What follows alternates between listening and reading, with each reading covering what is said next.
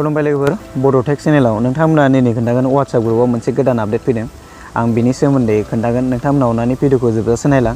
आरो भिडिअखौ मोजां मोनोबा अननानै लाइक खालामनानै हो आरो नोंथाङा आंनि चेनेलाव गोदानबा अननानै चेनेलखौबो साबस्क्राइब खालाम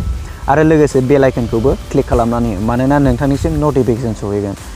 आङो भिडिअखौ स्टार्ट खालामसै मबाइल स्क्रिनाव नोंथांमोना देखायगोन नोंथांमोना अननानै भिडिअखौ जोबजासिम नायलांदो नोंथांमोना बेनि थाखाय WhatsAppखौ ओपन खालामनांगोन आङो WhatsAppखौ ओपन खालामबाय ओपन खालामनायनि उनाव नोंथांमोना नैबे राइट साइडआव 3 डट नुनो मोनगोन बेयाव क्लिक खालामदो 3 डटआव क्लिक खालामबाय बेनि उनाव सेटिंआव क्लिक खालामदो सेटिंआव क्लिक खालामनायनि उनाव नोंथांमोना एकाउन्टआव क्लिक खालामनांगोन एकाउन्टआव क्लिक खालामबाय बेनि उनाव प्राइभेसियाव क्लिक खालामदो प्राइभेसियाव क्लिक खालामनायनि उनाव नोंथांमोना नैबे गाहायाव नुनो मोनगोन ग्रुप बे ग्रुपआव क्लिक खालामदो बेनो आपडेटआ आगोलाव माने जिखुनु ग्रुपआव एड खालामलाबायनो हायोमोन आरो बयबो नाम्बार मोनब्लानो एड खालामलाबायनो हायोमोन नाथाय दा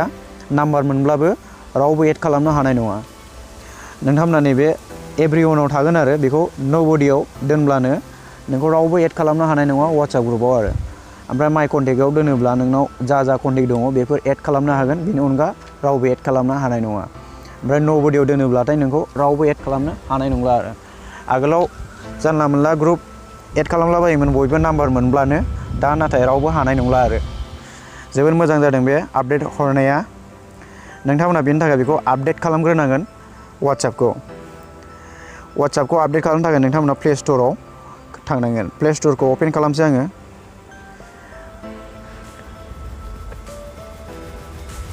प्ले स्ट'रखौ ओपन खालामनानै नोंथांमोना बेयाव WhatsAppआ आपडेट दङब्लाबो WhatsApp आपडेट देखायखागोन नोंथांमोना WhatsApp सार्च खालामबाबो फैगोन आरो नोंथांमोना WhatsApp सार्च खालामाबा नैबे 3 लाइनाव क्लिक खालामनानै माइ एप्सआव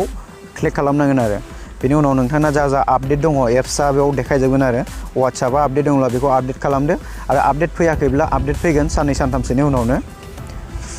बेनि थाखाय भिडिअआ एसेनोसै लोगोफोर भिडिअखौ मोजां मोनदोंबा अननानै लाइक खालामदो आरो अननानै आंनि चेनेलखौ साबस्क्राइब खालाम थेंक इउ भिडिअ नायनायनि थाखाय